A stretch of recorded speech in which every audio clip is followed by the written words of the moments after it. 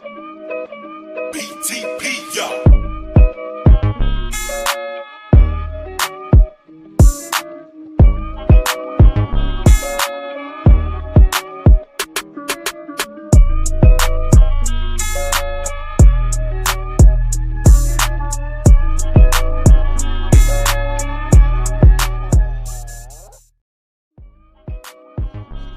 I don't know what that little sound was at the end there.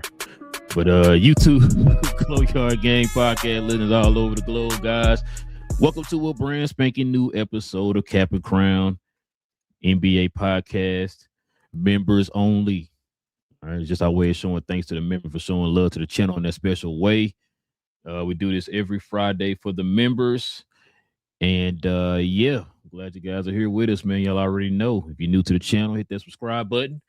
Also, too, if you can do us a favor and hit them likes for us, that'd be much appreciated. It's pretty easy. Just go ahead and hit that for us. That does a lot for the channel in more ways than you know. Also, too, man, if y'all can do us a favor, members, if you have any questions, any comments addressing us here or our guests, simply add it to the comments section. Y'all already know, and we'll address it here at the end of the show. All right, man. Listen, got a guest in the building. Like I said, y'all already know. Been on before, man. Friend of the channel. We'll get to him here in a little bit. Got some Luka and Laker talk we want to get into with him. Try to get his thoughts and stuff, his thoughts, opinions, or other things around the league as well. So we're gonna talk about that here in a second, y'all. But before we do, man, you already know we gotta stop really, really quick and show love to the sponsor of the channel. This I Was Told segment is brought to you by the folks over at Fanatics.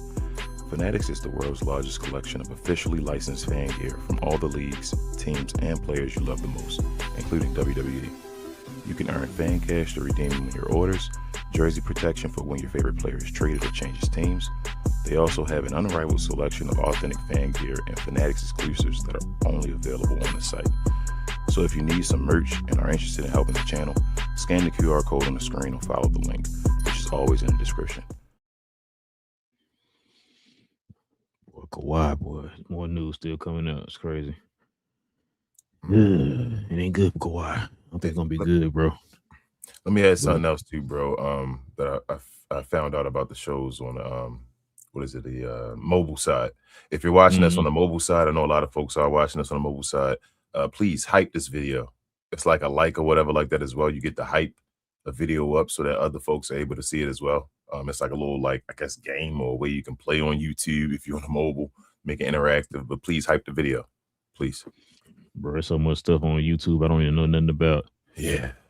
I finally looked at the video on what the gems and stuff mean. It's just like a little. It's kind of like a like.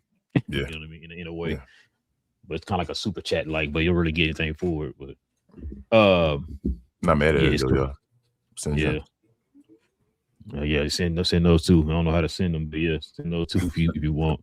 But yeah, listen, man. Like I said, got a lot to get into with our guests. So let's go ahead and stop with the formalities. King, let's go ahead and bring our guest up.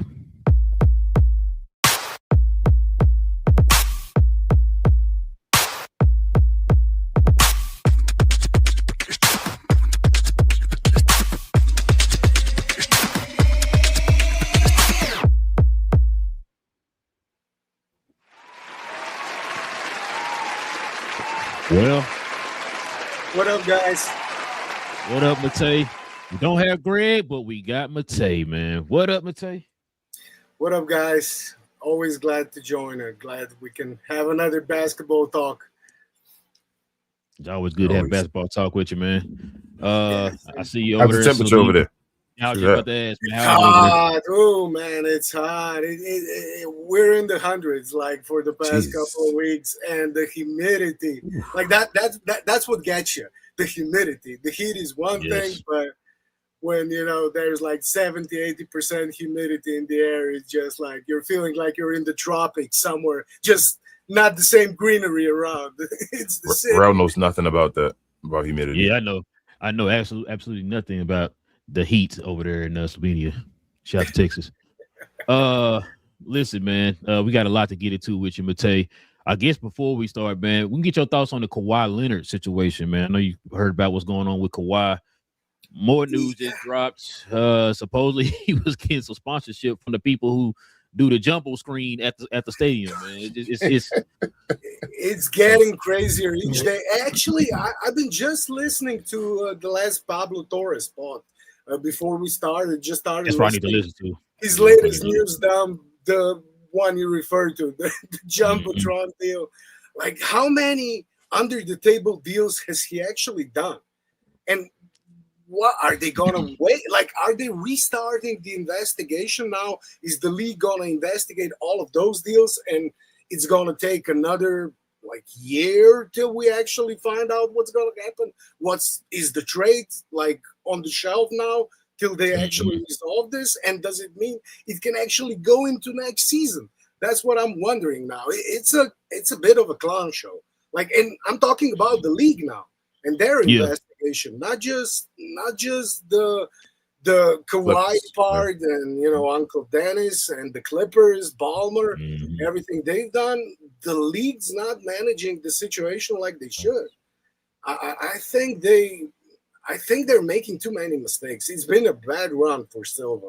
Like, if we're talking the last year or so, like, it's not looking good for him. And if he had a vote of confidence and fans would vote now, like, how much do they still trust in him? Like, if we go back the way he came into the league with the change of Clippers ownership, everybody praised them for acting so fast and getting that previous Clippers owner out and bringing in Ballmer.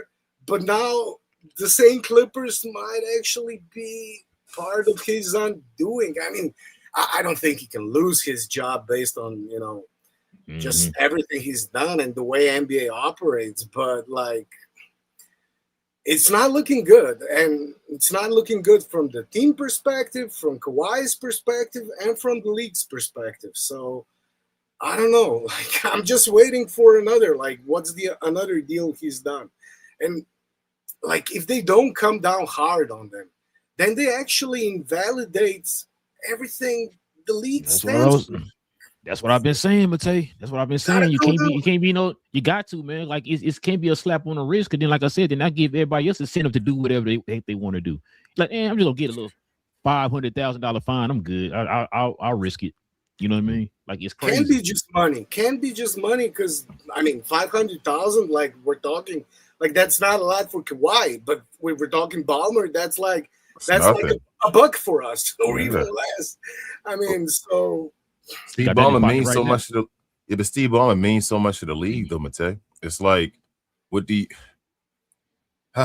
he's in the conversations. We found out he was in the conversations about his punishment. They're talking to him about his punishment. So that's how much influence he has. Right? Yeah. What are you comfortable? What kind of punishment? When you was a kid and you did something bad, did your parents come to you and say, okay, now listen, I got these 3 punishments for you. Which one is comfortable for you? Like, I'll take the just sit in my room. Okay, cool. You don't want the spanking? You don't want the... No. That's crazy. You know what? It's funny you brought him up, but I'm going to get your thoughts on... I think we ever talked to you about him before. What's your overall thoughts of Adam Silver? Yeah, I mean, he's no David. Yeah, he's no David Stern. Like, he does have a different approach, and it's a different league. It's a players' league now. Like, players have much more power, and he seemed to be more equipped to deal with players having more power.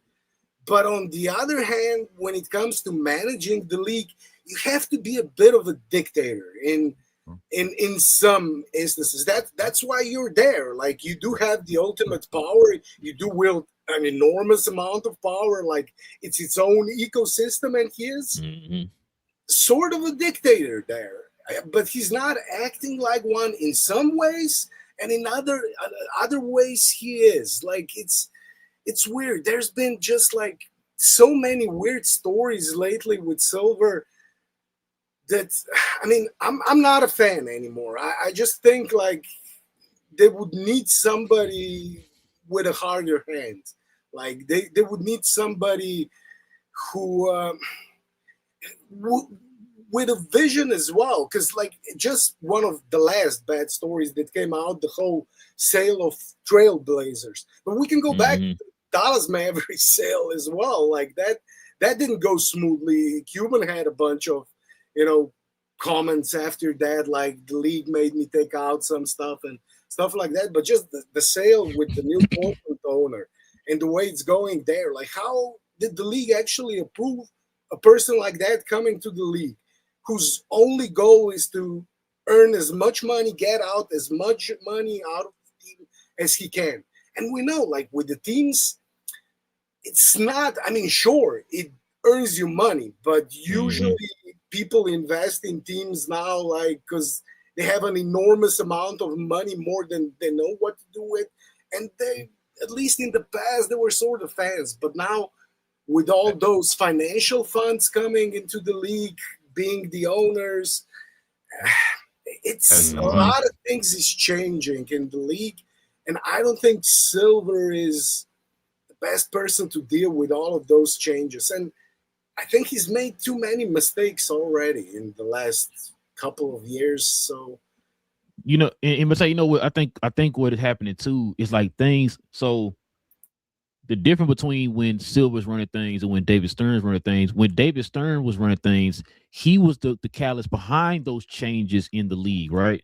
It's because of how things are changing around Adam Silver. He's having to adapt as it's changing. So it's kind of different in a sense. You know what I mean? And so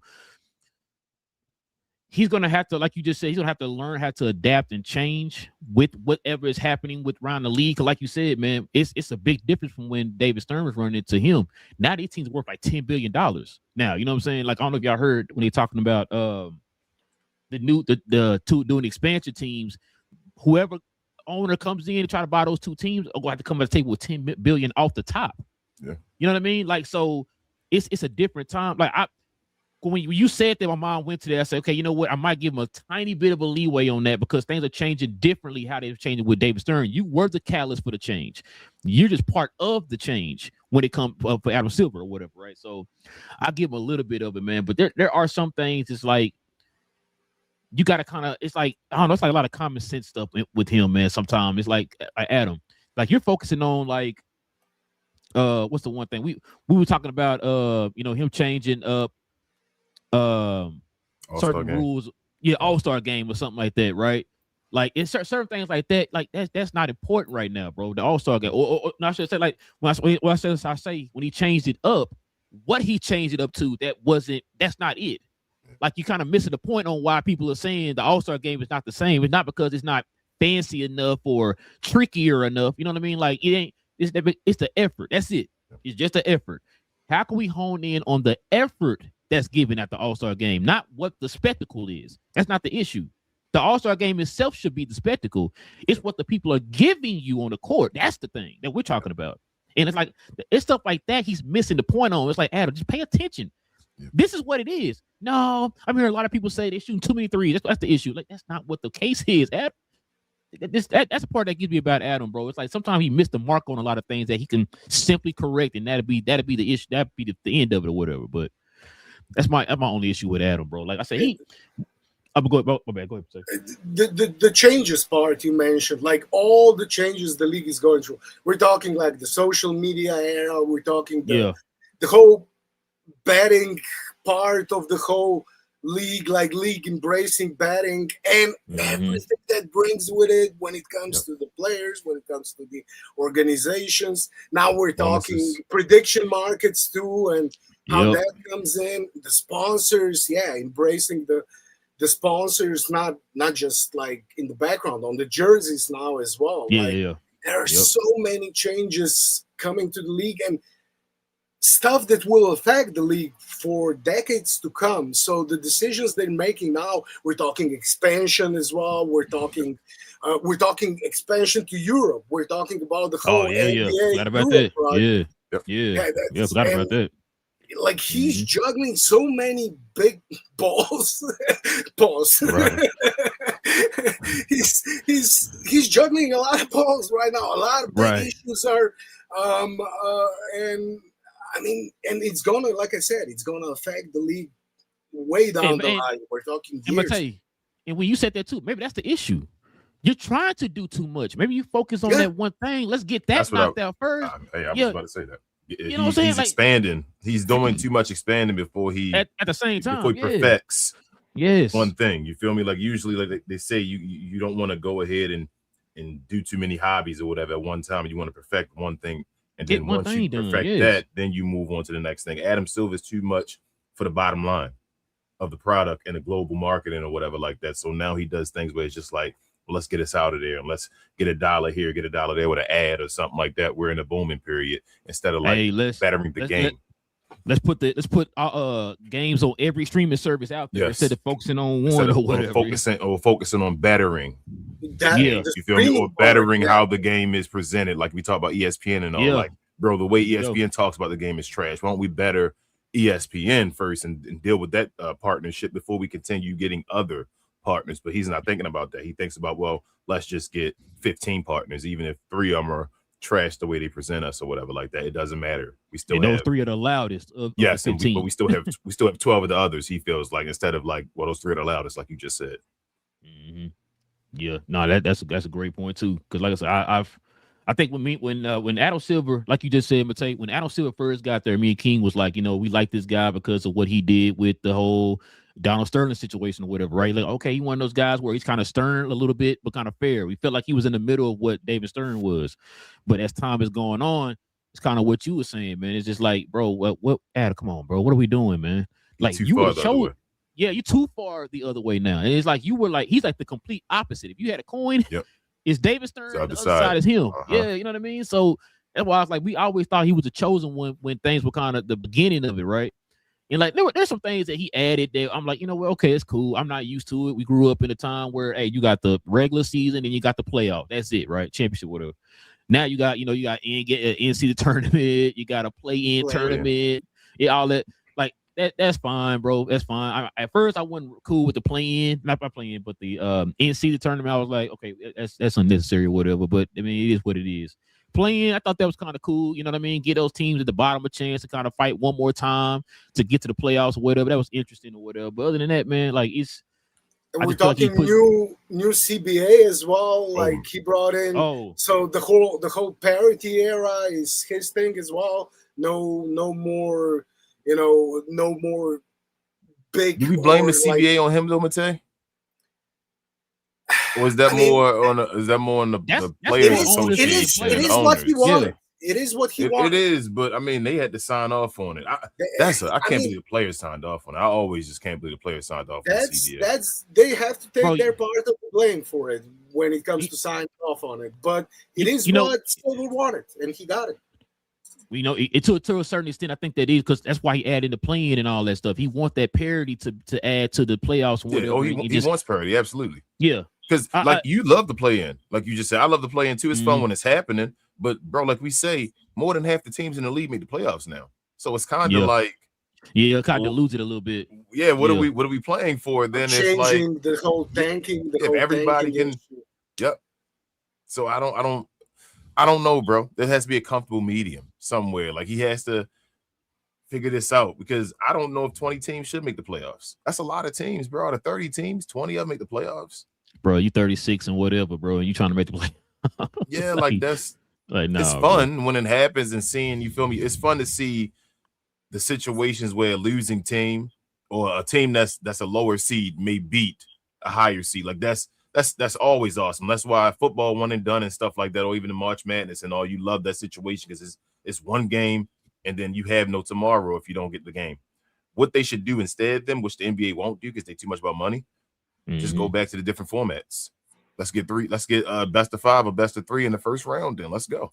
That's how you change it. You don't got to go. You don't have to make the play in and all that, but they won't do that because they don't want to lose the money. I mean, they're adding too many games. Like they're watering down their product, and I think that's one of the biggest problems. And all they seem to do is adding more games instead of trying to make those games count more, make them more valuable, and reduce the load on the players. Because I think that's one of the biggest problems now as well. The amount of injuries, the amount of games players have to play, and the amount of injuries that comes with it.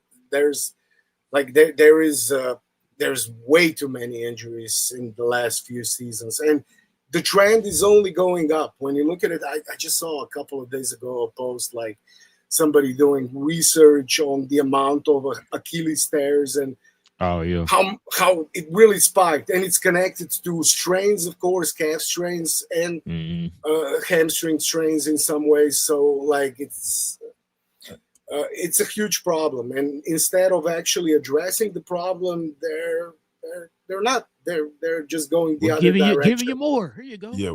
Why do you feel like, Matei, that injuries seem like they're happening more often? Like you said, the Achilles injury used to be that one and done. You would rarely see a person get an Achilles injury. When you saw it happen, you were like, oh man, they got an Achilles injury. So, and now you see players damn near every year getting Achilles injuries. But I thought the league was personally getting to a place where the players were doing less. Like if we think about like I don't want to keep comparing it to like a Jordan time and all that, but like, you know, players were playing the 82 and playing 40 minutes a game. And different basketball, different game, King. Like, I would think it's tougher. Like, you would think, you don't think it's more, I mean, not to say it's tougher, more physical. I've been actually looking, and it's not the physicality, it's the amount of running, the space they have to cover. Okay. Yeah, the trees, like now you have to cover guys as soon as they cross the half court line. Like you gotta cover guys. And I've been looking at some tracking data. They actually released some tracking data which shows like players compared to the 90s, they actually run 50% more miles, more mileage. Okay. They cover a lot more ground. And it's the speed of the game, the athleticism. Like you got guys. I mean, if you look at really, I do that sometimes. Like go back and look at some games from the 90s or even the 80s. All the time. Like they could just stand still. They could just like play defense in one area and all that. It was different. They've got like Lakers, Celtics finals from the 80s, those final series. And if you go look at that, like you got 9 guys, not only inside the 3-point line, you got 9 guys in the paint. Yeah. Paint. Yeah, you're right. Yes, you're right. When you said that, I'm like, you're right. The mileage. It's the mileage, not about the minutes and all. It's the mileage. They run more miles. Because that's where your mind goes too. You think of the physicality. You think of physicality, and you think of minutes. So you like those adding together would think it would be more. But then when Matei said that because of the spacing and all of that, it's actually more mileage that you run when you have the spacing. A lot more. Like a lot more. The difference is drastic. And when you have like those big bodied guys running like 40-50% more than they were in the 90s. Like I'm sure if you take all of those guys from the 90s that are now talking and like the load manager, within load manage, all those old heads like talking on social media, I think if you put them in today's game, all of them would have to load manage and would have to play a lot less than they did. Yeah, now that you said that, that's crazy lot more. You just said that, and it's like a click. Yeah, that's it. The mileage. It's the mileage. Damn, LeBron. LeBron, great, even more, bro. But shout out to Big Jeff. Like if you got a guy standing at the half court line, he's a good shooter. You got to cover him as well. Yeah. And we're talking really like huge distances here, huge difference. Yeah, 35, 40 feet now. So compared to when you had 9 guys inside the 3-point line or in the paint, like you said, Relle. Yeah, if he can shoot and has handles, you feel me? You collapse to him and he makes a move past you. You gotta. You feel me? Scramble to get back to him and all that. You feel me? So that's why when Matei said that, bro. I told you I just watched a Jordan game the other day, and he said that his birthday that came to mind. I said, "Oh, damn, I did see a play where they set a screen. It was like 5 dudes packed in the paint or whatever. It was kind of tight in there. He had 2 guys on the outside or whatever." That's what I said. Mileage. As soon as he said mileage, it clicked. I was like, "Yep." Somebody now that makes sense. Somebody posted like a month ago. Like the first 5 minutes of Bulls Jazz. Was it 96? 97 or 98, one of the two. 97, 98. Bulls Jazz Finals 97. The first 5 minutes of the game, and like no commentary, just watch this and compare it. I think it was right after the OKC Spurs series this playoff, so a couple of months ago, and just comparing it to the basketball, like because we watched it, like the guys were running like up and down the floor, super fast game. Like compared to that, like it really looked like stationary basketball. Like what's the sport like when they play like sort of netball? I think it is. Oh yeah. The one that got no backboard on the rim. Or yeah. And they're like it's more stationary. I think you have to hold certain positions. I ain't gonna lie, that's skill, bro. I'd be blowing so many layups, bro, with no backboard up there. I ain't gonna lie. Bro, I'd be mad, bro. Like everybody looking at me like most of the scoring like right at the rim. Yeah, right at the rim, bro. Or whatever, but most like you gotta take your time, make sure you get in there.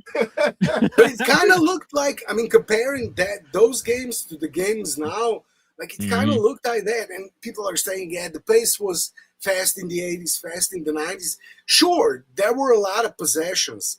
But when you look at the speed of the actual game, not just transition, but half-court game as well. Like I said, the amount of space you have to cover, it's just way different.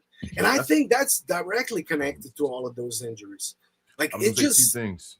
I was going to say, Matei, two things can be true at the same time. I think we're talking about a two-thing situation where the physicality can be more in the past. That's true. Like guys were hitting each other. You were closer to each other, so you were able to touch each other and get rough as far as that type of things. But nowadays, like you said, it's a bunch of running and leg injuries because you're doing more cardio and movement and all that stuff. You got to move like Steph Curry. You feel me out there? And it's a bunch of guys trying to play like Steph Curry now. And back in the day, it was just one Reggie Miller. You feel me on the floor. Now you got guys all over the place trying to get to the three-point line. So I agree with you. Like I said, when you said mileage, that was like an epiphany moment for me. I'm like, yeah, when you said that do make sense. Because this is my thing. So Mateo, you trying to tell me the league is the reason why the players are hurt? How many times have we talked about the fact that why is everybody playing the exact same way? Me and King talk about all the time. We try to tell the younger folks who follow the channel. Back in, like you said, the 90s or whatever, people had their own particular style of play. It's like, well, when you got this team, you already knew what time it was. You got this team, you already knew what, you know what I'm saying? Like now everybody tries to play the same. So if everybody's playing the same, that means that the whole entire league is the reason why people are getting hurt. You know what I mean? Like how many times we said, guys, like we used to have Mad fans hit us up and tell us, man, live and he start shooting threes. And we used to be like, why? That's adding more to the guy plate, right? And now make him the best of what he can do. Make him the best of what he can do or whatever, right? Utilize his height, utilize his size or whatever, right? But they don't want to do that. Hey, man, go out there and shoot that three. That's adding on, like you said, that's adding on more to his plate or more pressure to his body when you do stuff like that. But they don't look at it that way because everybody's doing it. I want you to do it too. It's like, well, let him perfect his game first, then he can go to something else. Yeah, you know what I mean? And don't be surprised that when he's sitting out for a whole year now because of injuries. You know what I mean? So. And when we're talking 90s and physicality, like a lot of times I think people mistake like when they're talking physicality, like just, somebody elbowing you in the face is one thing. It's not pleasant, but it's not going to take you out for 6 months or 3 months or 2 months if you have a bad strain. Yep. Like and the strains are a result of like we were talking mileage, like the hits you got in the 90s. Sure, you got elbowed in the ribs, in the face. There was more contact like that, but that didn't take you out of the game for like months. Like the strains, soft muscle injuries, and those are all overusage injuries. Those are just overusage. It got nothing to do like with hits you received during the game. And I'm sure guys would actually gladly accept taking more hits for, playing less or like being more healthy when it comes to muscle injuries, soft tissue injuries, like you said, King. Rose said something earlier about is it the league's fault that this is going on? I wouldn't put all the blame on the league though, bro. Like saying it's just the league that I think what you're trying to say is. I think what you're trying to say is I know it had part of the game. It's part of the reason. The game is changing and guys are doing all these threes and all. Is that the reason why we're seeing more injuries? Obviously from, you feel me, the 80s and the 90s when it wasn't that much. If they changed the game back to that, it probably wouldn't be as much. But my only pushback to that would be if somebody was to say that, is that guys are getting more skilled. So like I said before, instead of having one Reggie Miller, you had a bunch of guys on the court out on the, you feel me, that loved Reggie Miller like yourself and all that realm, like guys that wanted to play like Reggie and wanted to do things like him or whatever like that. And now more guys, like I say, in the league do that. So either way, no matter how you have it, guys are going to try to exploit the game. James Harden, at three-point shooters, like anybody's going to do something. So if that's the way to exploit and get more points, 3-point shots, they would have found a way to do this no matter what. That's how I feel. Yeah, because like I said, they play from back in Jordan time, they played 22 feet in, right? Yeah. Now they barely played 22 feet because remember they didn't shoot a lot of threes like that in games. Like you had that one specialist, maybe two specialists on your team that's your job. Jed Bushler, Steve Kerr, right? Craig Hodges or whatever. Like, you know what I'm saying? Those type of guys, you were a specialist. That's your job. You shoot threes. We get you about 5, maybe 6 threes a game, right? Now, like you said, everybody's you can average 10 threes a game. Nobody bats an eye. It's like, oh, that's all you average is 10? Yeah, I'm averaging 10. Like, what? That's a lot. No, that's normal. It's crazy you just said that. And I'm like, damn, people always say that the guys today are more skilled than the guys of yesteryears. But I'm like, that back in the day, inside of that 3-point line, that was your game. Like you could do that, all that space inside of there. You could go inside of there and be able to shoot wherever and make moves and score wherever inside of there in the mid-range. Nowadays, a lot of these players these days can't do that. They can't just go and make a mid-range. Like you said, hey, old school, go to the mid-range, go pull up and do that type of stuff. That ain't their game. They're not going to be able to do that. They can run around the 3-point line and all, but I don't know. It's different. And you know what, too? I think we talked about this on the last show, King, or a show before, and I told you, I don't think it's so much that they don't want to learn it or try to do it. I think it's that analytics are telling them don't do not to do it no more. Yeah, I'm agreeing with you. Yeah, so I'm saying. So as I'm agreeing, the people. So it feels like as we are evolving, we're dumbing ourselves down. Yeah, that's what I'm saying. So we're getting faster and better where we do more. We run around and do that type of stuff, but we no longer do the fundamentals anymore. And you said fundamentals. I call it simplifying. I think it was a simpler game back then. Now you're complicating it more. Like you said, you want Derek Lively to shoot threes. That's complicating it. Instead of you simplifying a midi or a midi floater or something like that, or a hook shot or something that's easy for them where you could do that. Make the game easy for them. Nope, they want to shoot threes, either dunks or threes.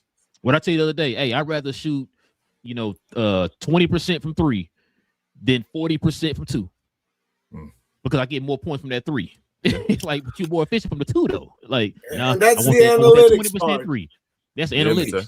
It's a math problem now. Like that's Missoula That's ball. what it is. Pure math what ball. it is. Like it's math basketball. That's why they're shooting 53s. Like we're gonna make enough of them in most games. But then we see in the playoffs, like it can also cause them. So yeah, I mean, versatility is something that's lacking from the game today. Like having recognizable styles between different teams, because everybody's watching the same math and everybody's got the same analytics data. So everybody sort of tends to play the same way. And the main difference is like, who's your main guy? What kind of a roster do you have? And how close can you come with that roster to the style everybody's playing?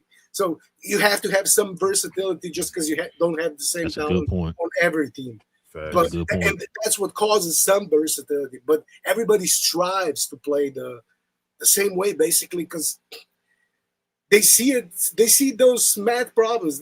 Everybody's got those analytics people in their front office who come to their door, like all the coaches. Look, like the spreadsheet says it. I mean, we got data here. No, I mean, just bringing the laptop or the iPad over there. Look, everything. The data's here. We just got to shoot more threes. But it is true in a way, because that's the way basketball went with the resurgence of the 3-pointer. It is. That's why we started talking about, are they going to add a 4-pointer? Is that something, they might go into? And I wouldn't be surprised in Silver's League if that actually happens. I told Relle. Yeah. I told Relle. But if I was a coach and I was coaching like a Giannis Antetokounmpo and I wanted to take him to the next level, I would not have had him shoot threes. I think I would have had him. Yes. If Giannis could have shot the ball anywhere in the mid-range, anywhere, like I'm saying, out 18 foot to 20. If he had Kevin Garnett mid-range shot, bro, with that 1 foot in the 3-point line, on that line, he wouldn't have to make threes at all, bro. We've seen guys not be able to make threes and dominate. Dwayne Wade couldn't shoot threes. Who stopped Dwayne Wade? When we were ever saying Dwayne Wade, but he can make every midi you needed him to, however he needed to. You feel what I'm saying? You don't need the 3-point shot if you can't shoot it. Make the midi. If Giannis had the midi, he'd probably be like by far, hands down, the best player in the NBA. Like, I don't think there'd be a question. If he was an automatic midi guy without a 3, he'd be the best player in the NBA, just automatic. Yeah, 45, 48%, like something like that would be enough already. When he's open, and you say, "Oh, well, you gonna leave me open? Here you go. Wow, I'm gonna knock down the shot." No one will be able to stop him. There be no wall. What wall could you make against Giannis? But you gonna stop at the rim? Okay, give me this easy midi real quick. Wow. And when you mentioned KG and Wade, like, would KG and Wade be the same players if they played today? Like, would they be looked at differently? I mean, would they had the same careers they had, like Hall of Fame careers, if they started playing today? I mean, sure. With the analytics and all that. Yeah, they would make them shoot more threes, and then I don't know if they would have the game, or would the team be open enough to allow them to play their game, like their game is mid-range game. Like, would the team be willing to go through the ups and downs at the beginning of their careers, like a Dwayne Wade saying, "Hey, Dwayne Wade, you shoot middies," because Dwayne Wade wasn't even like the number one guy at the beginning of his career on Miami. Remember, was Lamar Odom and Caron Butler and all of them was there with them and all that. So he was there doing his stuff. And would a team nowadays be like, "I'm going to allow you to shoot a bunch of middies as a rookie"? I don't know if they'd allow them to. They'd be like, "Bro, take yourself behind the three-point line and shoot that three, or you're out the game real quick." You feel me? Like, there might not be a team like that in the league right now, today, like in today's league. Like, you would have to be dominant. You would have to be dominant out the gate as a midi shooter. Who's shooting, like, which young guy is shooting middies? Like, only person I could probably think of that's close to is probably Shea, because Shea don't shoot a lot of threes. Yeah, he shoot an ish ton of, but he's getting. I mean, he is like what? He's taking 6, 7 of them now. Like, he have to go in that direction as well. He's still better than Wade and like Jordan and all them. Yeah, but to like compare, like if you take that comparison to today in today's time, right, it would probably have to be Shea. It would be. Because Shea get a bunch of his buckets by what? Take them fouls away. Yeah. Feel me? He had to change his game up. That's why he changed his game up to get more buckets. Last year, SJ took 6 3-pointers per game. This year, he took 4.4. Yeah, so like he's still. I mean, it's still like compared to Wade or KG. Yeah. I mean, it's Wade, like positionally. Yeah, probably Wade. Yeah. Like he took like 1 maybe. Yeah, Wade probably like 1.5, 1.8 a game or something like that. I'm probably on the high end if I'm going that far. Like Wade, shot threes. Since you being nice. Yeah, I'm being nice. Like I'm just trying to be nice. I think Wade would shoot like 1 point something, bro. He said it was games. There was a bunch of games Wade didn't shoot a 3 at all. You feel me? Like those were games easily. And Wade picked and choose his threes. It wasn't just like, I gotta shoot a 3 or whatever. No, you left me wide open. Okay, here we go. Yeah, I'm gonna take it. Yeah, take this 3. Or he checked or whatever. You know what I'm saying? Like he'll take it or whatever. The most threes he's taken in a season per game was 3.5, but that was a total outlier. Like his first 5 years, he took 1 3-pointer per game. So you're about right. So I say that's Wade, man. Wade was nice too. No, like Wade had moves. Wade was skilled. Wade was just that flash, that in between dribble and all that, bro. Like Wade, damn, injuries, bro. So, another guy. But Ted, I asked King this question. He always tell me yes, but let me get your opinion. Do you think the league will ever kind of go back to a traditional style of basketball? Because it sounds like, right, like you said, not only with the threes, they're taking away position. A lot of teams are trying to go positionless now. Like I remember I told King, it's funny. I always hear people say, like a point guard is, us growing up, point guard had the ball majority in hand because they're the ones setting the offense up. That's normal. Now it's like, the point guard holding the ball too long now. Get it out of his hand and give it to the small forward. Let him run the offense. It's like, that's not the small forward's job, right? And so now we kind of have it to where not only shoot a ton of threes, they're trying to go positionless now. They're trying to cut back on usage and let everybody run the offense a little bit, man. But do you think it's ever going to go back to where you got at least traditional point guard, shooting guard, small forward, so forth, so forth? It's the evolution of basketball. Like it's going to evolve. Like it will never go back, but it will change over the years. So, where is it going to be in 10 years, 20, 30? I'm sure like in 30 years, like the game is going to look as different. Yeah. We're in the evolved 70s. I keep telling Relle, we're in the 70s over again. This is just the evolved version of it. We're in the 70s again. This is the worst era of basketball was when it was parity, when stuff was going on was in the 70s. We're complaining again about basketball, and the parity and all that stuff that's going on right now in the situations like Adam Silver and all batting and all in the 70s, and then we're waiting for Magic Johnson and Larry Bird to return again. And David Stern. And David Stern, I guess. Yes, we're waiting for them to return, and then we'll move on, bro. It's a full circle. Everything is full circle. Man, I hope you're right, man. It is. I mean, all the NBA is going to fail. Go ahead, Mateo. I mean, I don't think we're ever going back like to a straight positional basketball. Like PG is a guy who only sets up the offense and that's all he does. Like then you got a shooting guard who only shoots and that's all he does. Like you got a forward, you know, he gets to do a bit more, but not really, definitely not handle the ball. Like with the level of talent and the amount of like 6'7", 6'8", 6'9" guys who can do everything.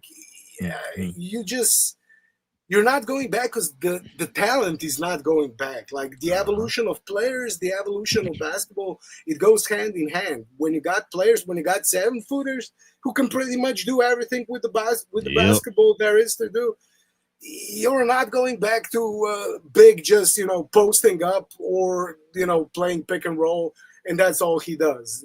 You're going to have like more Jokic's, more Wembys, more. I mean, Luka is actually sort of becoming sort of a prototype now. Like what you want in a player, average like height. 6'8", 6'8" guy who can do everything.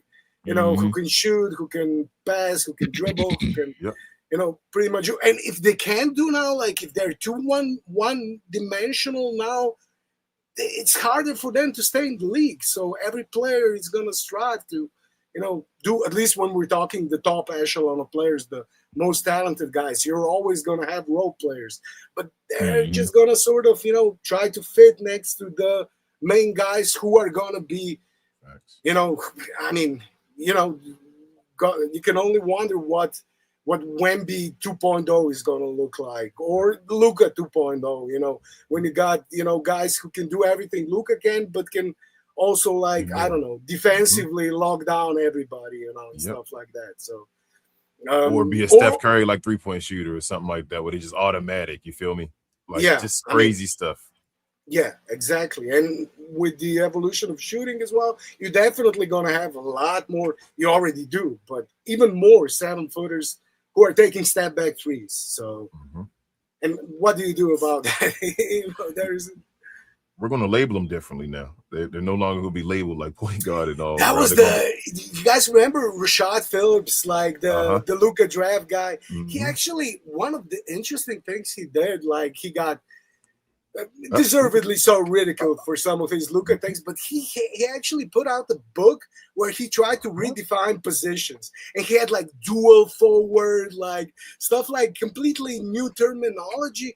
And I mean, some of that, like I was, you know, but the idea is actually correct. Like the general idea, you know, you have to sort of redefine positions. I just disagree. Like if it's positionless basketball, you know, when you redefine positions, you know, you got to have more broad definitions, because he had like 8-9 different terms or something like that, and everybody, it's too many for different people instead of the positions. Rashad, but shout out to Rashad. He's been on the show before. That's our guy. I hope he's listening to this, because he definitely would love to hear somebody from Slovenia give him like credit and all after all the hate he's got. No, I thought that was really interesting. He's a great basketball mind. I told him to his face, man, he like just had you made a big mistake with that tape. Like, but like Rashad had some like opinions on stuff, but I don't even think they're gonna go that far, Mate. I think we're gonna label them player 1, player 2, player 3, player 4, player 5. That's it. And there's maybe even less. That player, there you go. They already starting it with the all NBA teams. Remember, there you go. That's what I'm saying. He's gonna be player 1, player 2, player 3, 5 and you're gonna line them up. First all NBA team and all that stuff. That's it. Yeah, that's how it is nowadays, man. It's getting to that. We just saw, like I said, we saw it with that. I think the defense team is the same way too. I think it's just who the 5 best defenders or whatever in the second like 5 or whatever. This year, wasn't it? Yeah, I think it was like who was it? It was Wemby, Rudy, Jokic.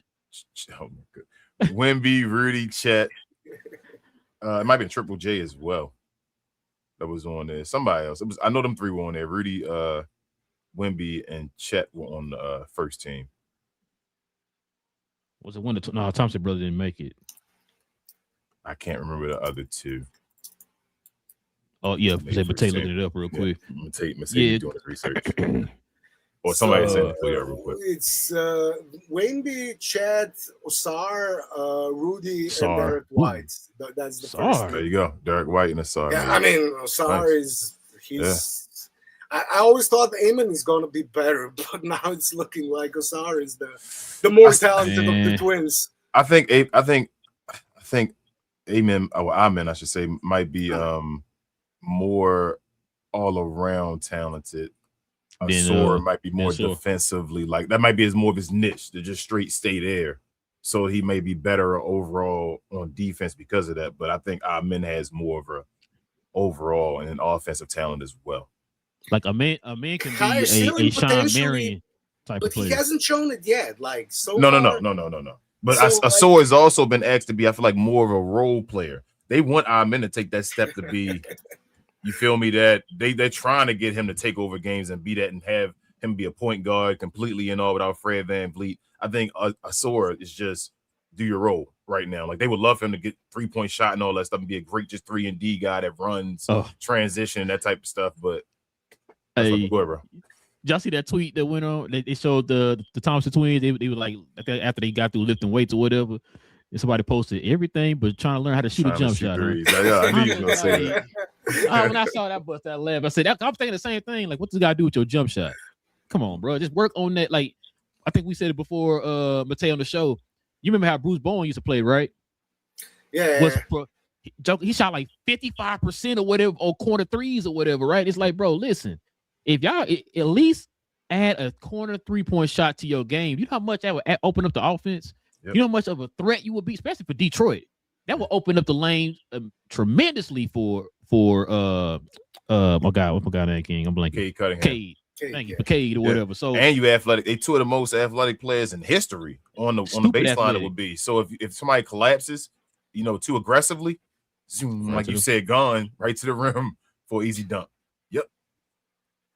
I just don't understand it, bro. It's not just you can't just work on your shot and get it. Like that's the thing about the beauty about basketball as well. It's like a physical, athletic sport, but it also requires finesse and touch. Mm-hmm. Like you gotta have it all, and that combination you really don't see it in other team sports. Like that level of combination of, on one hand, super physicality, super athleticism, and touch, finesse, feel. And you just like, I'm sure like both of the twins are like taking, I don't know, hundreds of 3-pointers, especially during the summer every day. Like, but I mean, making them during the game, and the psychological element as well. I say mentality as well. Yeah, it might be confident. Because a lot of guys shoot threes and all in the gym. Shout out to Ben Simmons. And just afraid to take the shots and all in the real game. It's a different beast to miss shots and be confident, take another shot. I mean, then we see like Lively. Wasn't there a clip of him making like 30? When he was a rookie, when he went in draft or whatever, draft day or whatever, went out there and was shooting a bunch of threes. Yep. It's 30 in a row or something. It's a different beast. We saw guys in a bubble with no fans around. Shout out to what's his name? The guy from TJ Warren.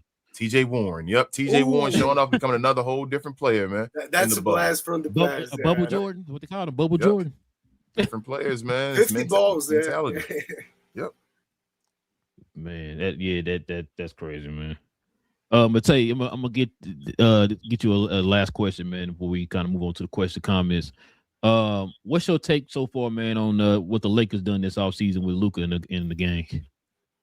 I mean, it's interesting, like, because I saw a lot of, especially Mavs fans' reactions, like the Project 2028, like celebrating what is Pelinka doing, like he didn't do anything. But I actually think he kind of surprised me. Like, I'm not a Pelinka fan. I'm not a Laker fan as well. Like, I didn't have a lot of confidence in him. I don't think he was a good Pelinka believist. Yeah, exactly. But I think and it's also a question of how much the new people they brought in are actually responsible for the moves they did this summer, like, because they did bring in with the new ownership some people from the Dodgers, like the front office got bigger. I guess they got more voices now in the room deciding things. So might not all be Pelinka, but overall, I think the Lakers sort of maximized what they could do. Like, they didn't have, like, they were, when it comes to the assets and everything, it's a typical LeBron team in a way. Like, when LeBron comes to the team, you try to compete, you go all in, you deplete all of your assets, then LeBron leaves, and you're left with sort of a team that needs to go into a rebuild situation. And if they didn't luck into Luka, if the whole thing didn't happen, that's where they would be right now. Probably looking at 4 or 5 years down the line, rebuilding for the next 4 or 5 years, and thinking, after OKC and Spurs era ends, we can maybe compete again. But right now, we're going to have to, like, rebuild for 4 or 5 years. And they were put in a situation where they had to rebuild on the fly. And doing all of those moves in one summer after LeBron left, I thought it was pretty impressive, because what they had to do is, like, start building around Luka. Like, the team Luka arrived to wasn't his team. Like, last year, it wasn't his team. It was still LeBron's team. That was LeBron's team when it comes to the locker room. And when it comes to their play, like, they had to adjust to, it might sound weird, but it's actually true, adjust more to LeBron in a way than they did Luka, even though the narrative was completely different and LeBron adjusted. But, like, when it comes to defense, for example, like, they were hiding LeBron more than they were Luka. Luka, just if you go by the numbers, when you look at the number of possessions he defended, he was top 3 in ISO possessions defended, like, in the league, among all players. So he was, like, switching a lot. He was playing on the perimeter a lot, because, like, at the end of the games, like, he had to, like, switch on all those small guards, because LeBron was on the dunker spot, in the corner on the block, like, getting the corner guy being hidden on defense. So in that sense, they did have to adjust a lot. And, LeBron, when it comes to his stature in the league, I thought Luka isn't gonna become his team until LeBron is there. And until they start to build around Luka properly. And I think they did this summer exactly what I sort of wanted them to. Got younger, got guys on longer contracts, got guys who aren't thinking about next free agency next summer. They had a lot of guys playing for contracts next year. I think that's huge. When it comes to team building, I think chemistry and fit are totally underestimated. Like, when people are talking about, sure, like, you may have a lot of talent, but if those players don't fit together, you aren't going to do anything. Facts. And I think a lot of times you do more if you put more emphasis on the fit and on the chemistry, the team building aspect, than on purely getting the most talented guy at a certain position. Yeah, I think Lakers went into that direction this summer. I feel like it's always a comfortable medium for everything. I'm gonna tell you, just gotta have a comfortable. You have to, obviously, you need skill, because you don't want to end up like the Dallas Mavericks of 2020. You feel me? Like that Luka, like Rain, when you were like, oh, okay, them guys are friendly to Dwight Powell and Maxi Kleber, but at the same time, you feel me? You do want to get a little bit of skill there with them. A guy like a PJ Washington and all that stuff. A guy that can, you feel me, come over there, do the dirty work, that'll actually be friends with Luka, that'll want to do the dirty work for Luka. Those type of guys as well. So I agree. I think it's just a comfortable medium in between. I mean, it is, yeah, like you said, it's a balance thing. Like, when you're looking at players, like, so sure, like, one player might be a bit more talented at a certain position, but if the other player fits a lot better with your main guy, and that sort of, that value can become a lot greater. Because we saw what Luka can do with the right players around him. Like, he actually makes them better. And that's where, the fit thing can actually overcome the talent a lot of. And if it's like, 60-40 when it comes to talent, that 20% difference can be made up if you get the right guy who fits a lot better. Like, I mean, again, LeBron is a great example here. LeBron is still, like, when it comes, I would still say he's a top 15 player in the league. Like, top 20, definitely. I think top 15. Top 20 for sure. Yeah, and I think I wouldn't have any problem saying top 15 as well at this point, like 10 to 15, let's say, something like that. That's fine. So, like, Lakers losing LeBron looks kind of bad on paper, just from the talent sense. But when it comes to fit with Luka, it was probably the worst possible fit, because in many ways they're the same player when it comes to the offense. And I mean, when it comes to defense as well, in many ways, especially the old version of LeBron. So, I mean, LeBron was actually worse on defense last season than Luka, even though that wasn't the narrative. But if you watch the games, like, what narratives? We know how the narratives work. I think it's an elephant in the room we're not even talking about. A guy that really gets hitting on defense. Waiting on you to bring up. So that guy that really gets hitting on defense, that's that was the main guy. So how do you feel about that contract before we move on with AR? Do you feel like it's an overpayment at all? Like, seeing that LeBron did get $8 million and AR got $80 million. Yeah, that's where the disparity between talent and fit can become, like, I mean, like, if you ask me, would I have LeBron for a minimum contract, like, right now? Sure. I mean, but LeBron didn't want to play for a minimum for Lakers. Like, he wanted 30, 40 million from the Lakers. Those were the discussions they were having before free agency and before he announced he's leaving. He definitely wouldn't take $4 million to stay on the Lakers. So, like, LeBron at $4 million is probably a better value. Not probably, is a better value at this point than AR on a $40 million contract. That's not debatable. But when you take the $40 million, it's a lot. I think it's too much based on what AR Reeves has shown so far. But I also think that was the market. Like, players worth as much as somebody's willing to pay for him. Let me ask you a question about AR. Where do you, if you've been a championship team, where in the pecking order would you have AR if you've been a championship team? See, your first, second, third option on a championship or six man. I mean, if he's like your fourth option, you have an amazing team. You have an instant contender. He's your third option. I think you still have an amazing team.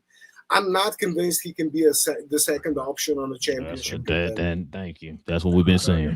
$40 million is at least a second option. That's a second option. That's how I feel like. Second option. I mean, it is and it isn't. Like, if you look at OKC, they got J. Will and Chet.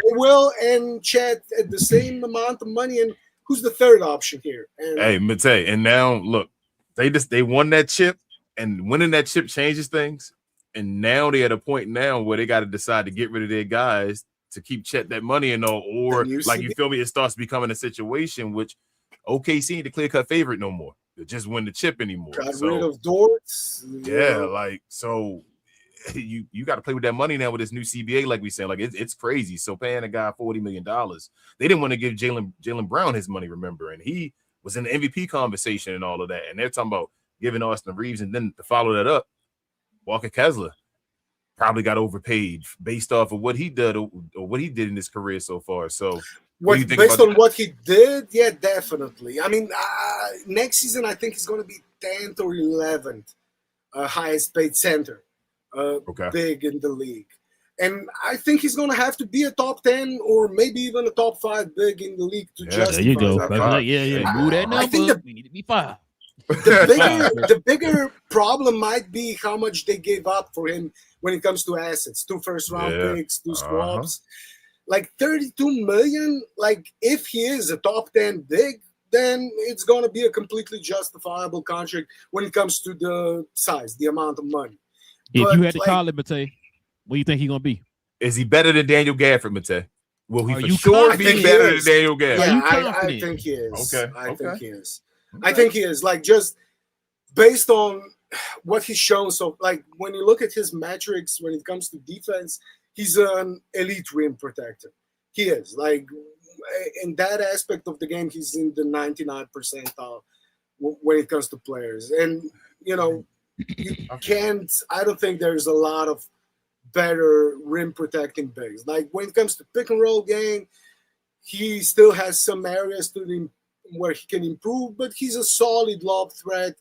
he's also 7'2". Like 7'2", yeah. Gafford is what, 6'9", 6. Yeah. And 6'10", like 11 10 at the most, yeah. Stretching Yeah. it with 11.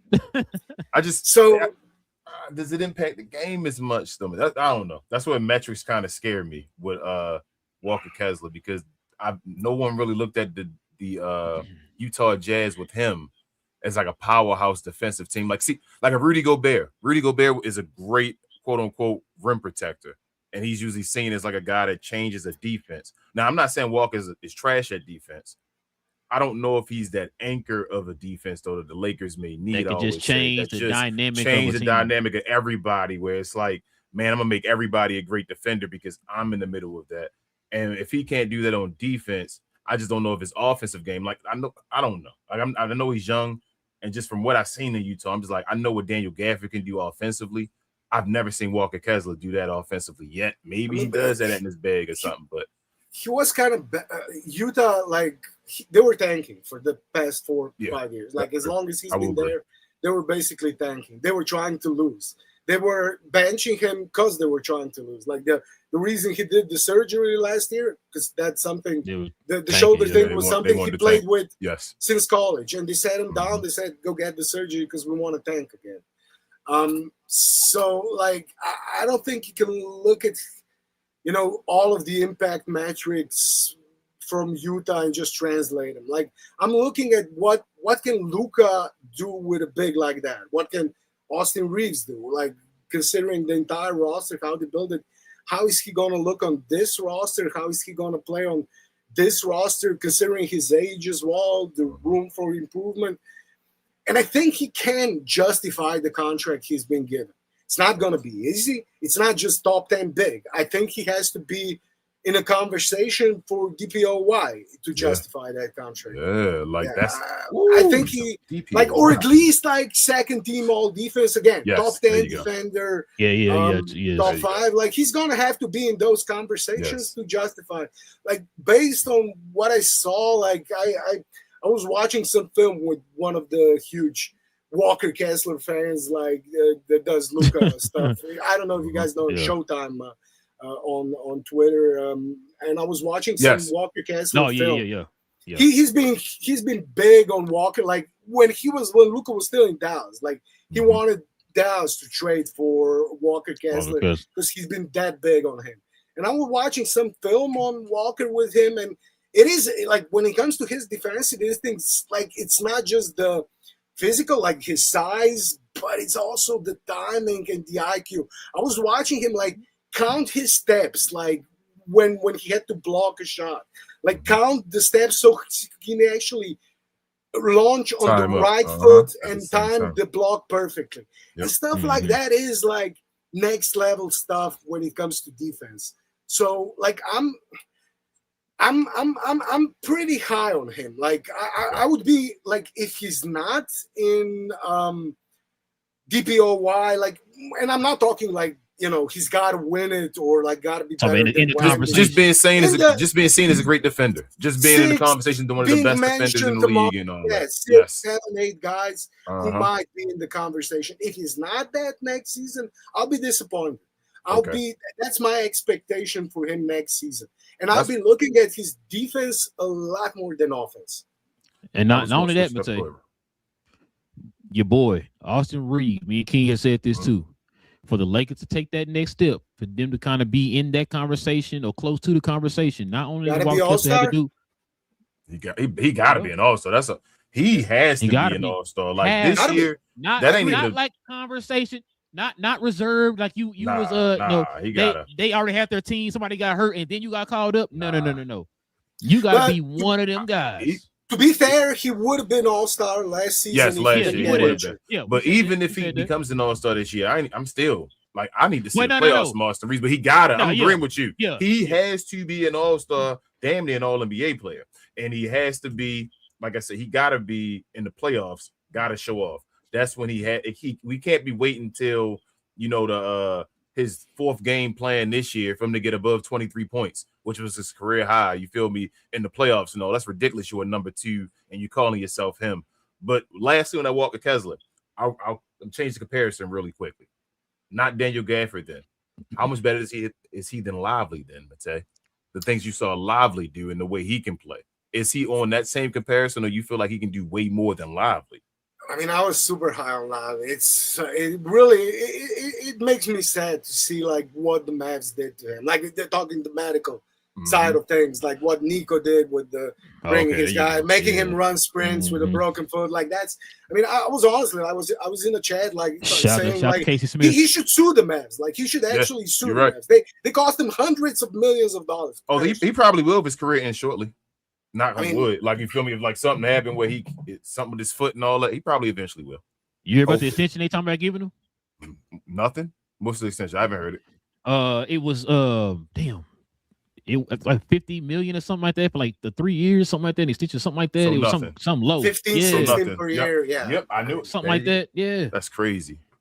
I mean, what he's shown as a rookie, and just like the progress he made from like I still remember like the preseason game, was it in Abu Dhabi against Minnesota? Like when they played, it was the first or the second game. Like when he played, I mean, I was like scared for him when I watched him play against Rudy. Right. And then we saw it in the playoffs. What he did against that Rudy. Same year, like, right? Same year. Like you just don't see progress like that made by rookies, especially rookie bigs. Centers. Yep. Like centers. Yeah. I mean, and so like I was super high on him. Like I was arguing with people, he's gonna be a top 5 big like in the league sooner or later. And of course, like the injuries like completely squashed it. Like I think Kessler can be a top 5 big in the league. I think he can be an elite defensive big, an anchor, like you guys said, an anchor to defense. I think he's shown potential to be that based on his size, just the physical and the mental side he's shown so far. Like I think he can be that, but he's not there yet, obviously. Okay. Yeah, he needs Luka's help and the team help and all that. That's where you want him to develop into, obviously. Are the Lakers a top half defensive team this year? And lastly, if they are a top half, are they top 10? Would you go that far? I'm going for. I think they can be an average defensive team around like, let's 15. Say 13 to 17, 13 to 18, that range. Like 13 is of course a lot better than 18, but I think that's sort of the range they might be working hard. I think they could be better on defense than people think right now. I hope so.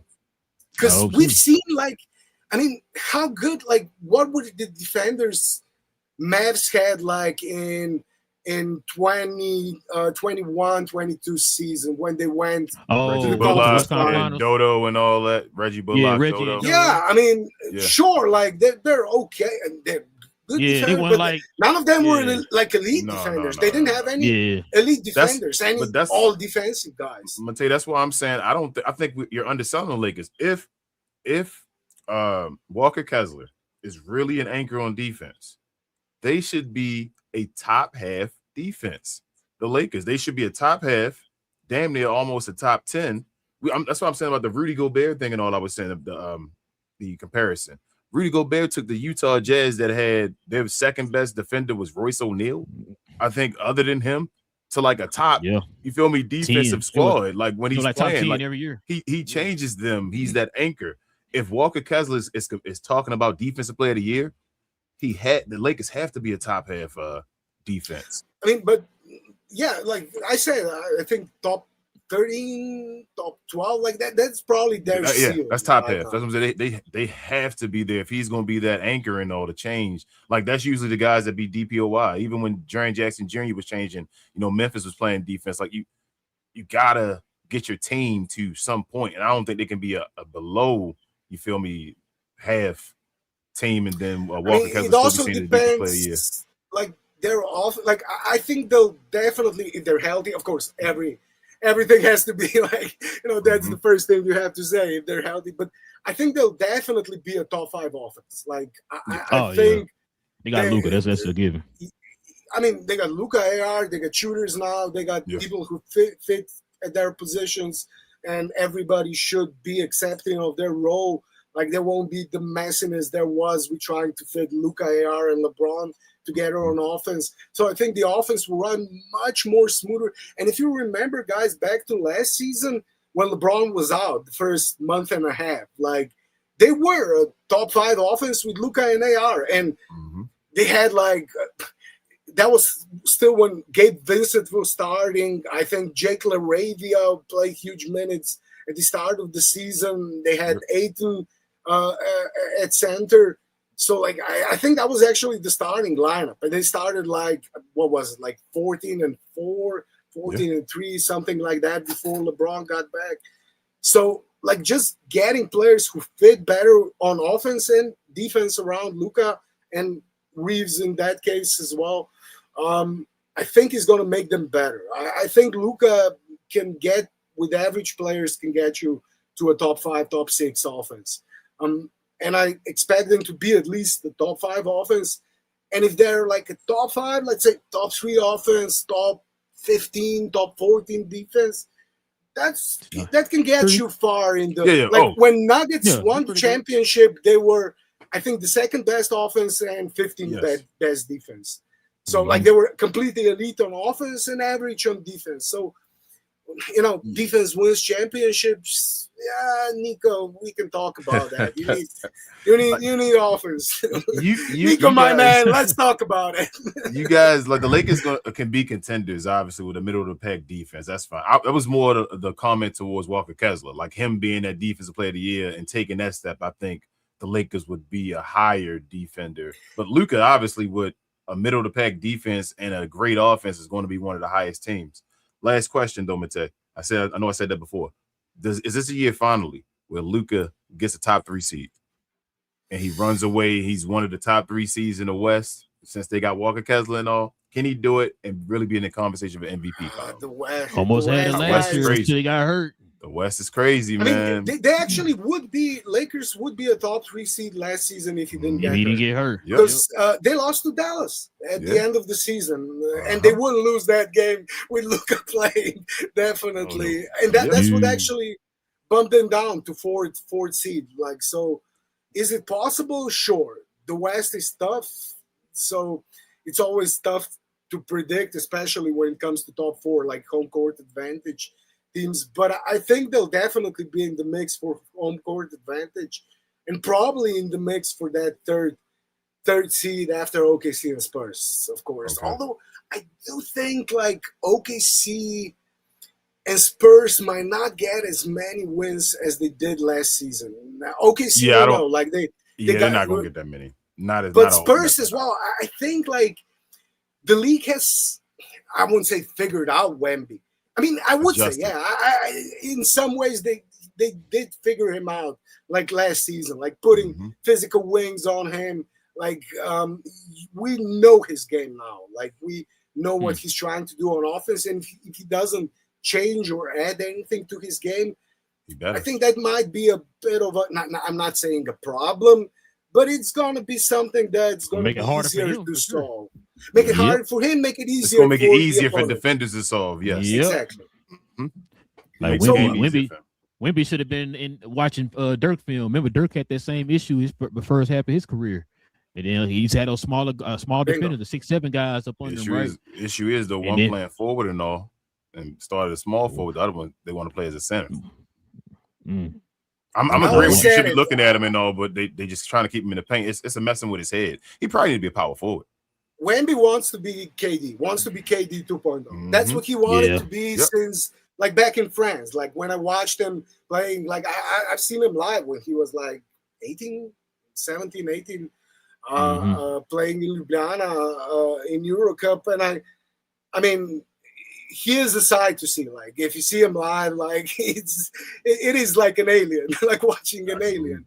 But he always he wants to be KD. Like, aesthetically, like, that's his ideal. That's how he wants to play. I was never convinced he can be KD. Like, I don't think there'll be another KD in a way, like, with the same touch. Skill, exactly. Folks who didn't see KD, man, watch KD's college highlights and then come back and talk to me about KD was a 7-foot guard. He started off as a shooting guard. Stupid in the league. And Wemby wants to be that. That's how he played in France too. Like the one-legged 3-pointers, the step backs, the ones.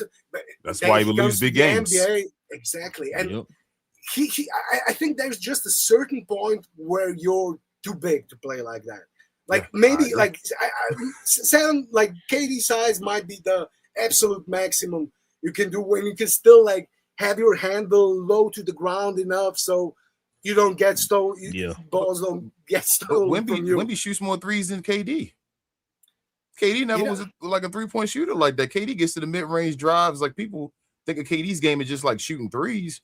Nah, KD a machine from shooting that midi and then getting to the rim and all that stuff, doing that type of stuff, especially in his earlier days. Opens up everything else for him. He take the wide open three.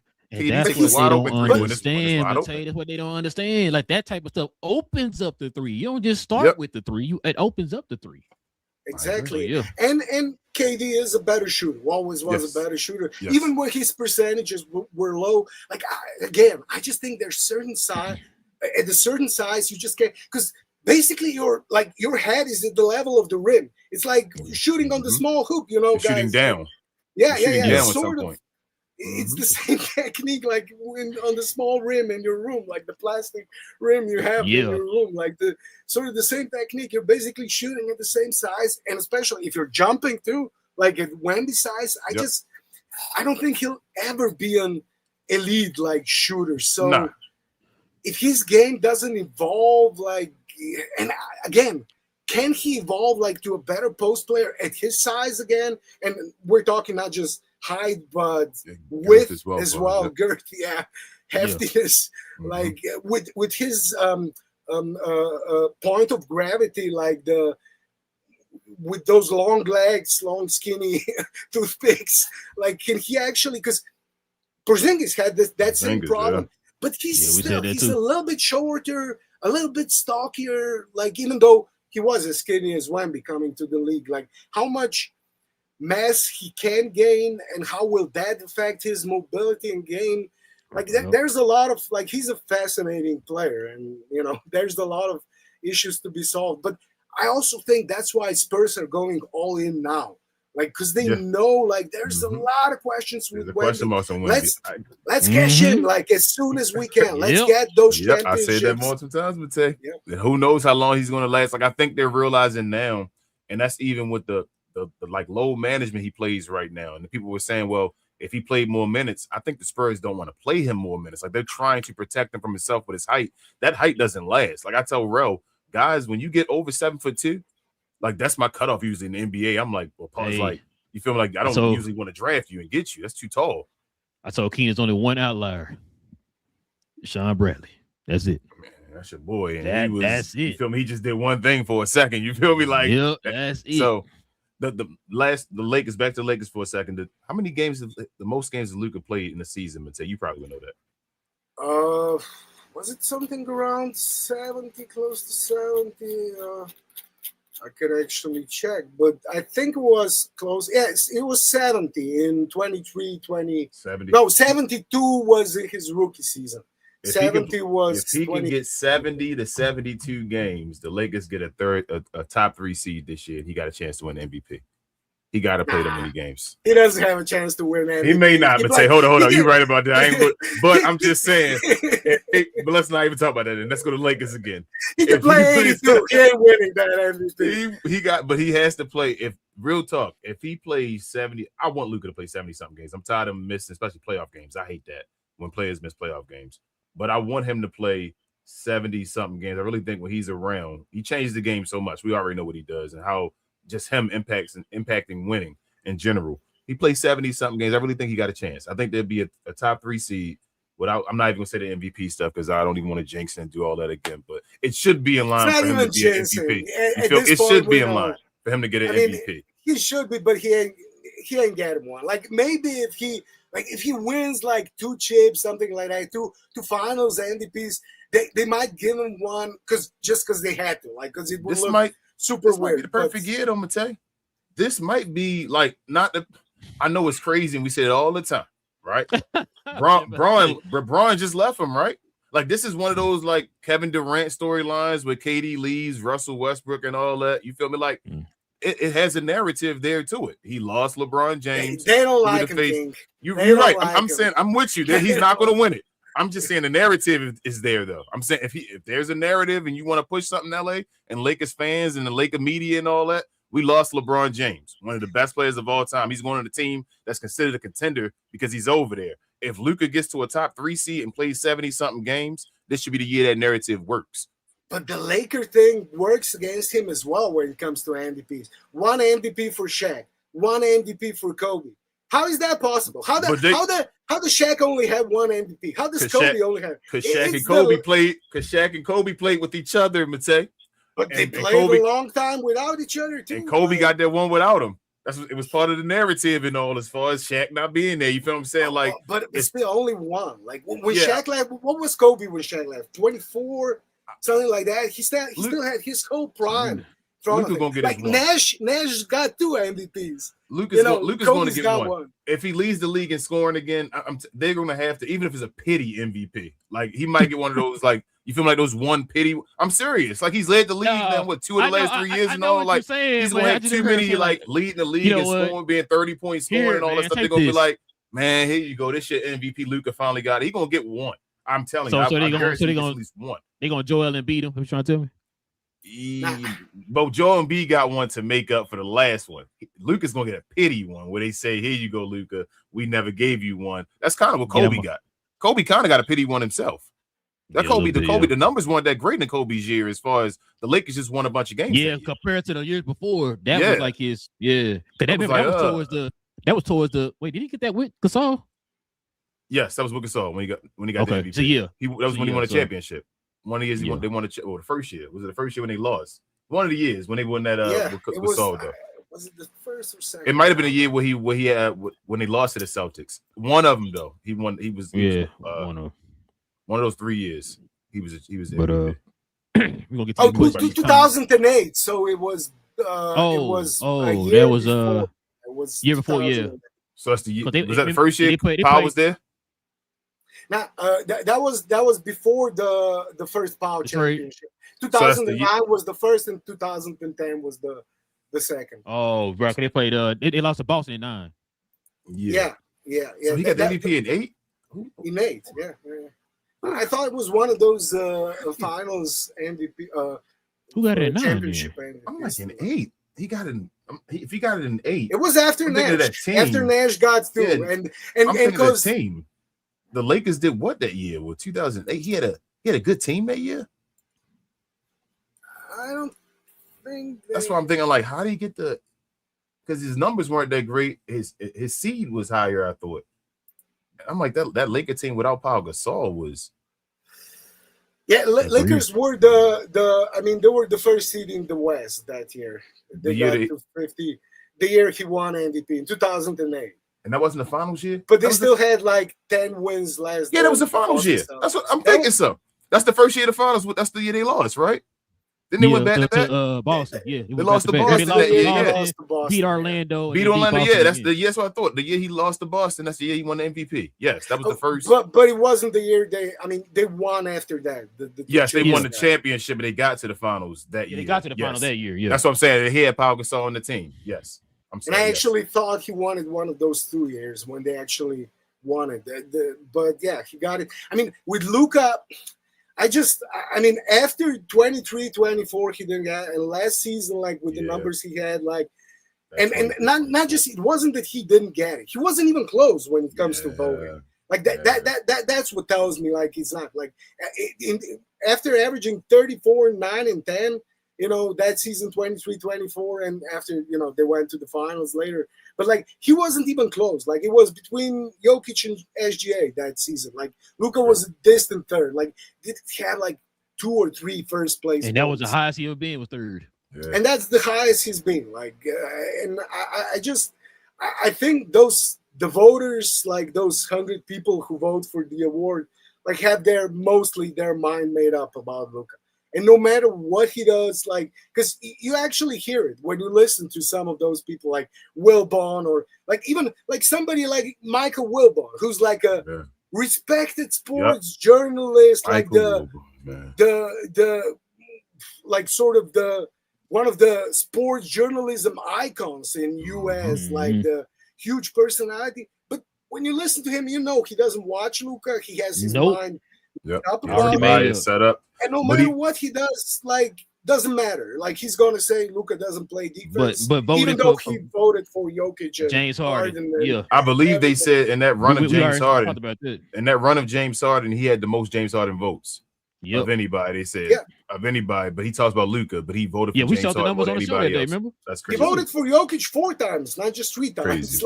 Like when Embiid won it, he voted. I actually went back and checked. He voted for Jokic we had the year Embiid won it. It was he was saying Michael Wilbon was saying John Morant was better than him. It was somebody else too. He not just Michael Wilbon, but was somebody else too that voted both Jokic and James Harden like 3 or 4 times or whatever in their little MVP runs or whatever. And it's like wow. But, and it's the same with most of us. If you go back and look at the votes, like with some of those journalists who vote on the awards, like they had no problem voting for Jokic, Harden, Steph.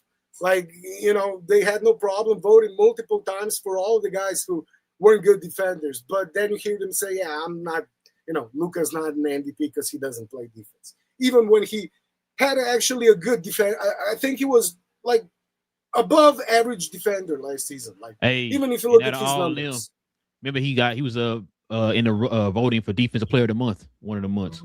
The last month in March, he was actually nominated for one of the defensive. So like he's got to play some defense, you know. And one of the top guys in steals. Yeah, I mean he was top 10 in charges drawn last season. Even if you look at his ISO defensive numbers, they weren't bad. And then I listened to one of the Hoop Collective podcasts. Was McMahon talking about Luka. He was like, those ISO defensive numbers are good, but it's also like because everybody behind his back is helping him and, you know, sort of watching for the gaps and stuff like that. Everybody else could have benefited of that. Why do you do that? Like that's what I'm saying. Like that's how defense works, dumb. That's a good team. That's a good defensive team. That's what you're supposed to do. But exactly. The issue is that Luka has that reputation now. It is what it is, and it. He needs to have a superhuman. He needs a superhuman year, Mate. He got to have a year where he just shuts up and like a machine. So another superhuman season, huh? No, I mean no. Not even. I'm not even talking about scoring. Luka, I think Luka's scoring his numbers. I think his numbers are numb. So I think his numbers to the league are numb now. Like they don't even look at him. It's like it is what it is. He gets Luka's numbers. Luka gotta. I mean, like the extra stuff that shouldn't matter. Luka got to go out here and have a stone cold face, meaning that like he's not even. I don't even think Luka's that bad of a defender. We keep saying it all the time. Like when Luka plays defense, he's not that bad of a defender. It's the times where you catch him on the camera, you feel me, yelling at that or stand when they caught him doing that, and that becomes what everybody sees all the time. It's always he's always doing that, and you miss when Luka's and you miss when the games where Luka's having a great defensive game. It's like, damn, Luka's been shutting people down, taking the ball straight from him, taking the cookies, running the court the whole game, and it's like that never gets talked about on ESPN and all that because they always go to the moments of thinking Luka's arguing with the ref and it's 4 and 5 on the other side or something like that. He has to have a season where he plays the games and he kind of shut up. Like that, that's not right, but it is what it is. He's never going to do it properly.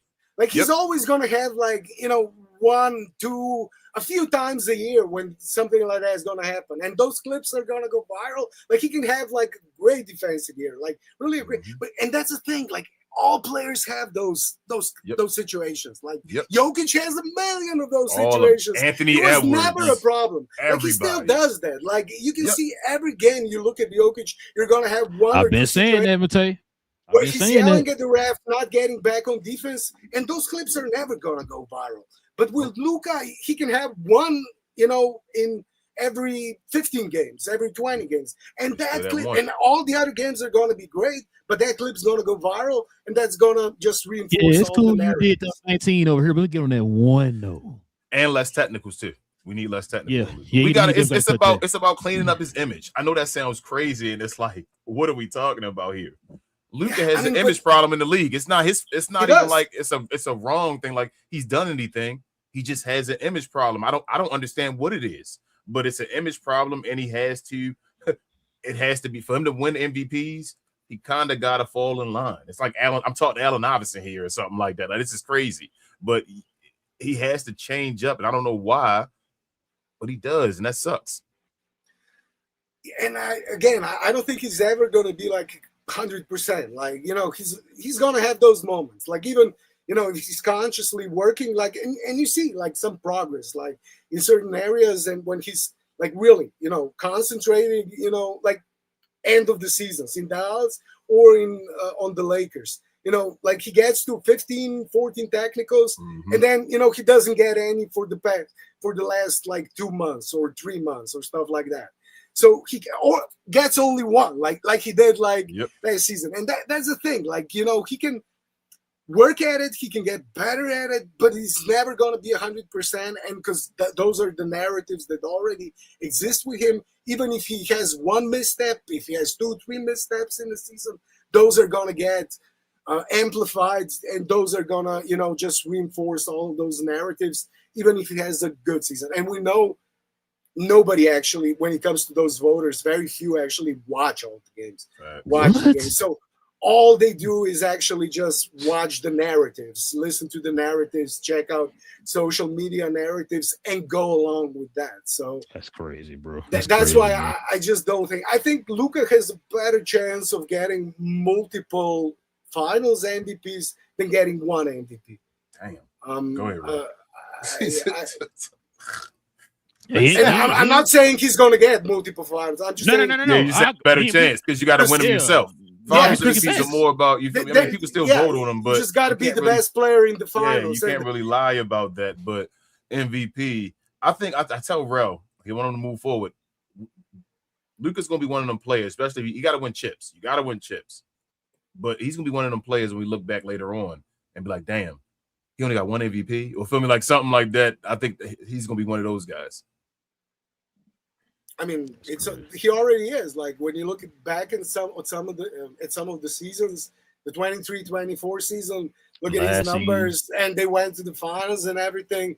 Like, how didn't he win it? Like, I mean, it's just like, it seems absurd. Like, with 34, 9, and 10, and after that, I just knew. Like, I mean, they don't like him. Like, we can discuss the reasons. I'm sure there's multiple reasons, and Luka isn't blameless, but they sort of fixated on his negative side, the things he does, the things he doesn't do well, instead of the things he does incredibly. And with everybody else, everybody who's won MVP too, they focus on the positive sides. They may after they win like 1 or 2 or 3, they may start like nitpicking, like and that's something. After that's why Jokic is the best example for me. Like, it's the polar opposite when it comes to narratives. But for some reason, the Luka and I mean, narrative like that's. I've always. Wow. I'm gonna say this one thing. I'm gonna tell you we can move on because we got to end the show here. But no, I was gonna say that's what I told King that all the time. I said whenever they had these narratives, listen to how they present the narrative. Like, whenever they talk about MVP, it's always why Luka shouldn't win MVP. And then it's like always let me find that one small tiny thing and hang on to that one small tiny thing. And then, like, for like a Wemby. Wemby does this one thing. Okay, now that's the one reason why he should be MVP. But Luka, now we gotta he don't tie his shoes correctly. His socks too short. Like, it's like you find reasons for him, but everybody else is finding reasons for why they should win it. Been saying it for the longest. And like you said, Jokic is a prime example. I've been saying that for years. I told folks, this wasn't before. I mean, this wasn't after he won a championship. This is before he won a championship. These narratives he won 2 before he won the championship. Exactly. That's why I always said, people can tell me, "Oh, Luka got to win a championship," but the other guys didn't win a championship before they got their MVPs. Your boy just got 2 before he won a championship. So that's why I say I never understood why the goalposts moved for Luka compared to everybody else. I never understood that. Never understood. Giannis got 2 before he won a championship too. Like, pretty much everybody gets all the MVPs got their MVP. They got a chance to kind of grow to that point. Yep. No, you had to predict it. Usually you would predict it. The MVP was a prediction in a way. Like, you already had him as that's the best player coming up. Like you said, now go win a championship. Follow the narratives. That's what it is now. Yeah. Thanks. But But yeah, let's go ahead and get to these questions, these comments, man. But before we start that, man, let's go ahead and show some love to the merch.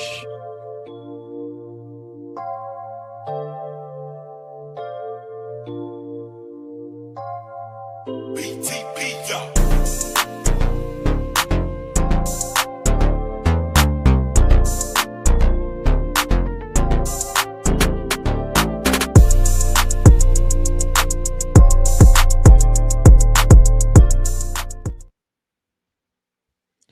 Yes, sir, ladies and gentlemen. Listen, if you're interested in the merch of the channel, like the one I have on here, the NBA Inside Stuff theme cap and crown shirt, simply scroll on down to the description box below. Click on that link.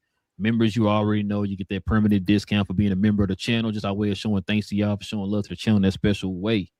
So go ahead and scroll on down to the description box and check out the site. All right, fellas, let's go ahead and get to these questions, these comments, man. We can call it afternoon.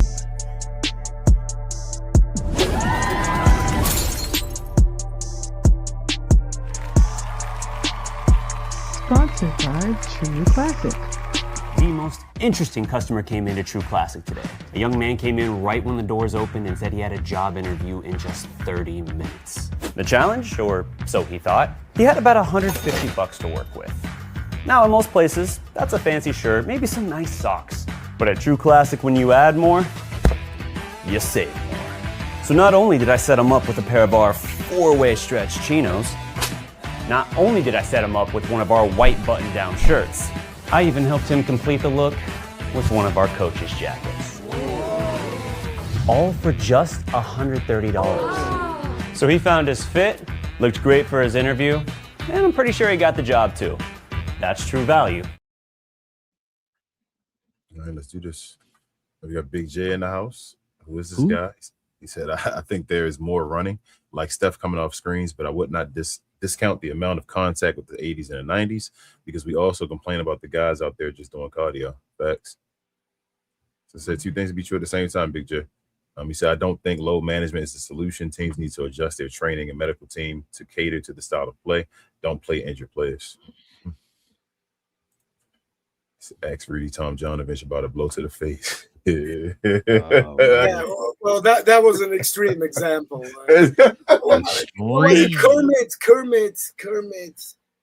Kermit Washington, wasn't it? Kermit Washington. Yeah. Uh-huh. Yep. Yeah, jeez. Yeah. Daryl Morey said that. You're not supposed to know about that. Oh, you know, Big J, I'm sorry, said Daryl Morey did that with the Hey guys shooting 40% from three is equal and shooting 60% at the rim. They eliminated the mid-range game. Yep. Queen says, welcome and happy Friday. Hashtag GloYard. Yes, man. Big J said, like King said, is it more skill to shoot threes or to get into the paint or getting a 15-foot fadeaway? We have recency bias. So I said, I mean, people talk about skill, but that mid-range is a skill. That's a big skill. If you ask me one of if I had to create a player, and like, bro, what's one of the skills you love to have? Mid-range is at the top of the list. So I've always said too, when like I said, two things could be right at the same time. I always said the skill part is because these guys get away with a lot more than what the guys back then used to. Doing quadruple step backs and all that. You know what I'm saying? Mid-range isn't dead when it comes to superstars. Like we were talking about Luka, NJ. They all shoot a lot of. Even Luka shoots a lot of mid-ranges because after the defense keys on those trees and drives to the rim, you got space in that mid-range, and you gotta add this, and you gotta have the mid-range. And that's the sort of the weird thing here. Like if you're a superstar, like you better be a 3-level scorer, because otherwise they're gonna figure it out. Yep. Yeah, but if you're a role player, stick to what you do best and don't do anything else. Like it's like too rigid. Like I mean, it should be. It's always too far one way. Bring it to the middle. Big J said, hello to any person. Hello to any person in the DMV watching. Hope you have a wonderful day. I'm not in the DMV watching. I ain't in the DMV, Big J. I don't know what you're talking about. Ruggs says Dwayne Wade was so great. It sucks that you spelled that Dwayne wrong, Ruggs. His name spelled wrong. His name spelled Y-A. Yeah. It sucks that David Stern made me hate him. When he started the tights movement, had us look good, play good. Folks out in the street with them tights on still hate him. Go, man, them tights was tough, bro. I don't care what y'all say. I used to love it when the dudes was able to wear the tights was, but then David Stern said, nah, you're having too much fun.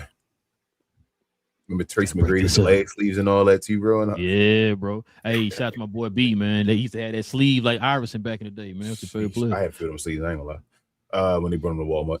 Al said, I missed most of this, but thanks for getting Matei on to get a different perspective in basketball. Hi, Matei. And we had a long show. Well, I saw you put this on the show earlier, so you've seen a good amount of it, damn near an hour.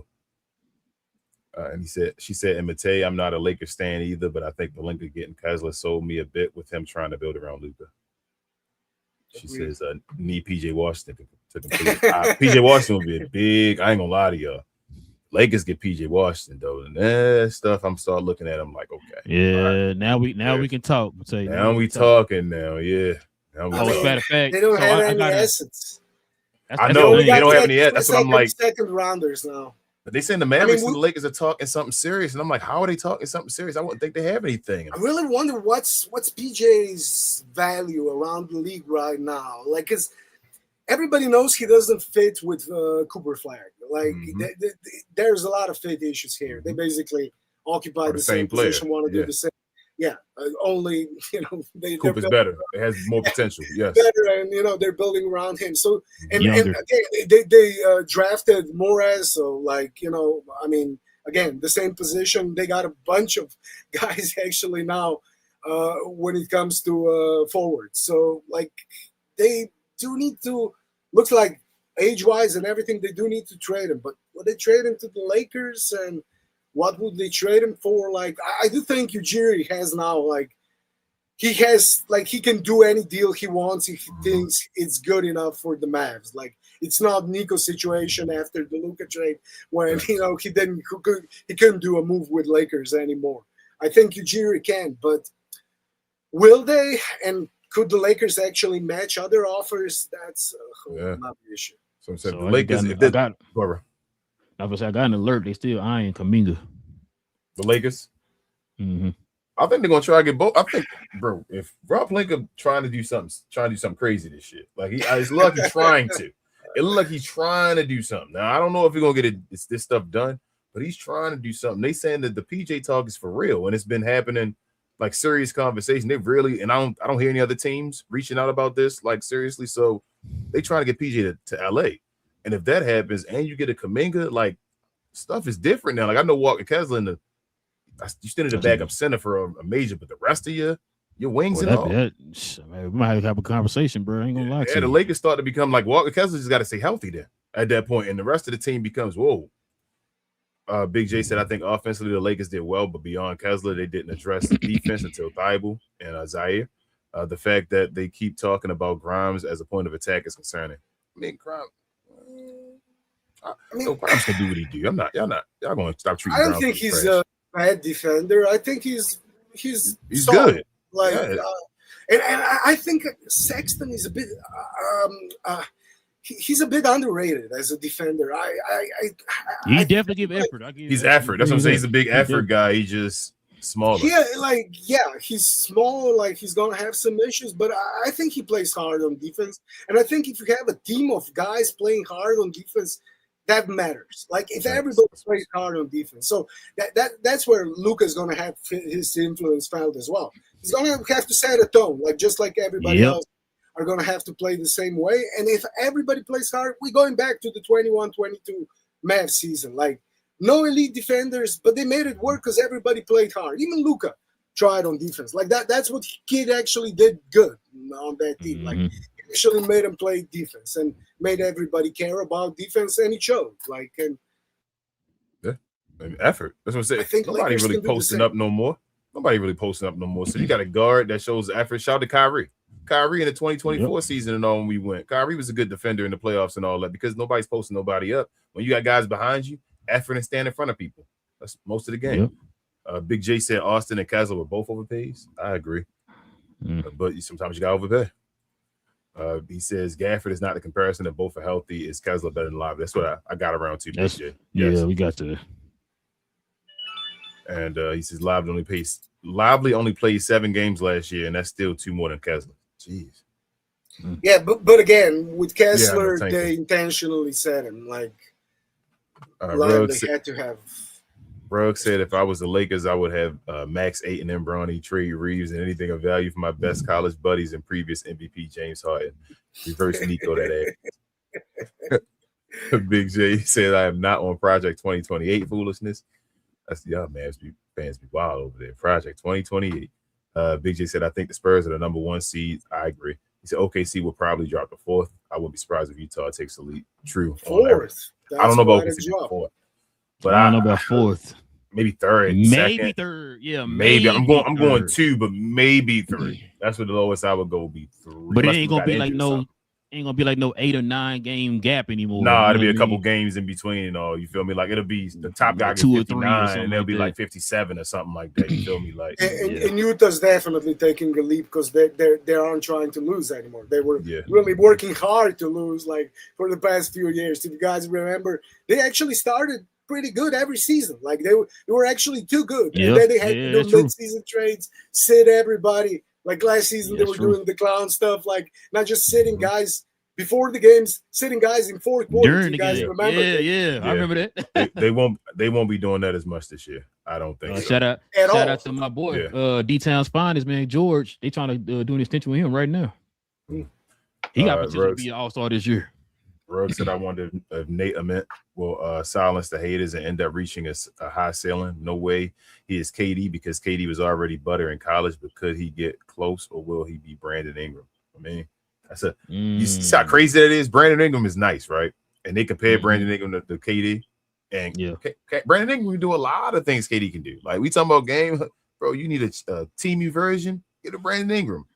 But he ain't KD though, bro. You feel me? Like it's a big difference still. Well, no, Texas, he know. Hey, KD was nice in college, man. People don't understand.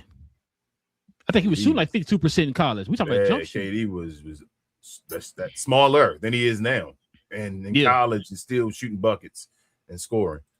And Big J said Pavel Podkovs. Hey, watch your language, BJ. Watch your language, bro. Why are you cussing on the show? Who's that? Watch your language. I have no clue. I'm like, he cussing, y'all. Watch your language. Oh, okay. It look like a comic book character because it's 2 P's. Peter Parker. Yeah, Peter Parker, Bruce Banner. That's good. You feel me? Like yeah, man. Listen, we appreciate y'all, man. Rocking with your boys for another episode, man. Listen, we'll be back here on Monday. Per usual, you already know, man. We do this every Monday, every Wednesday, every Friday, y'all. So welcome to the channel. Shout out to the folks who just subscribed to the channel, man. Listen, if you guys into NBA content, no matter what team you root for, like you heard the conversation we had with Matei, pretty much covered a lot here for the NBA. Go ahead and hit that subscribe button. Y'all join us here every Monday, Wednesday, and Friday. And also, too, everybody can hit them likes for us as well. That helps out the channel in more ways than you know.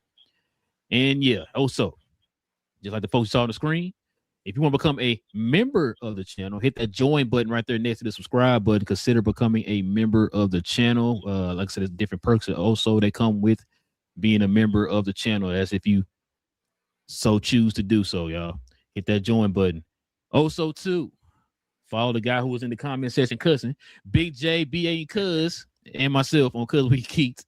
We'll talk about all things in the geek culture involving movies and television. We're going to talk about X-Men 97, episode 8 tomorrow. And then some other new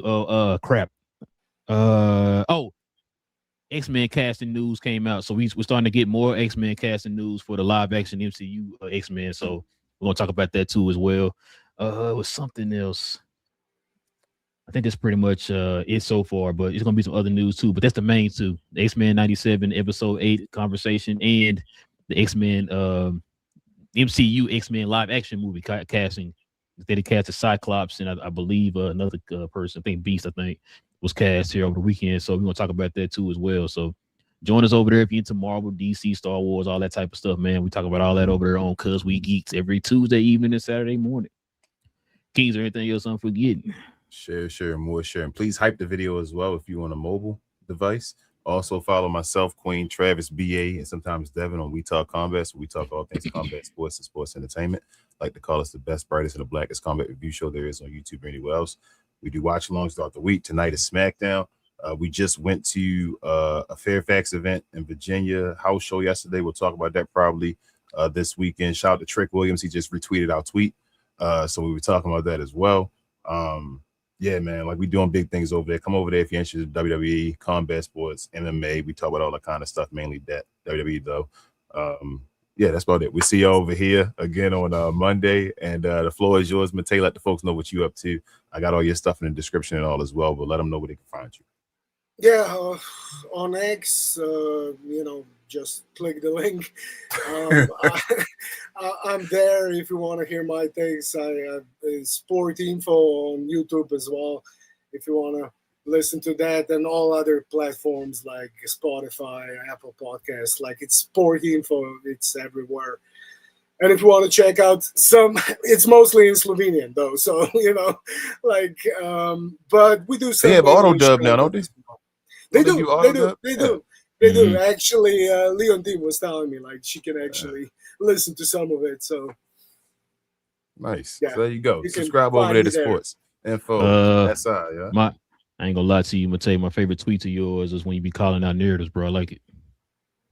I like it, man. Yeah, I mean that's the NBA, the Narrative Basketball Association. I mean, that's a good one. That's a good one. That's a good one. That is a good one. That's a t-shirt. That one, yeah, it really is. Just in short, like I always said, and like I'm watching a lot of different leagues around the world, like football as well, soccer for you, U.S. public, like, and there's no league in the world that's as narrative driven as NBA. Or now WNBA as well. Like, for some reason, NBA and WNBA, like, narrative, if you want narratives, like, that's the place for you. It's to the point, man, Matei. We'll call out every once in a while on the show, but sometimes it kind of gets old because, like, bro, it's so many you got to try to, like, combat, bro. And it's like, I'm just getting tired of doing it every time. You know what I mean? It's like, after a while, it's like, man, you know what? Let's just go ahead and speak what we know, man. Just keep it moving, man, because you can't fight it all, man. Now it's to the point that it's like a well-oiled machine now, man, and it's so many people feeding it. It's like it's kind of hard for you to fight the whole entire system. So, I mean, it is what it is. You got to pray that people are smart enough to figure it out. That's why they're so big on social media. That's why they rule NFL and all other leagues on social media, because they figured out, like, feed those narratives. Yep. Exactly. That's crazy, bro. But yeah, listen, like I said, man, we'll be back here on Monday, y'all, for more NBA talk. So join us here for Monday. Hit that subscribe button if you're new. Hit them likes, everybody, as well. We got our guy Matei on, guys. Follow him. All his information is in the socials down below. And with all that being said, man, it's your boy Relle and King of Cap and Crown NBA Podcast. We'll be back here on Monday. Same cap time, same crown champ. No cap. Cap and Crown. The only question I got from Matei is, bro, it's a very important question, Matei. When are the Lakers going to sign Dwight Powell?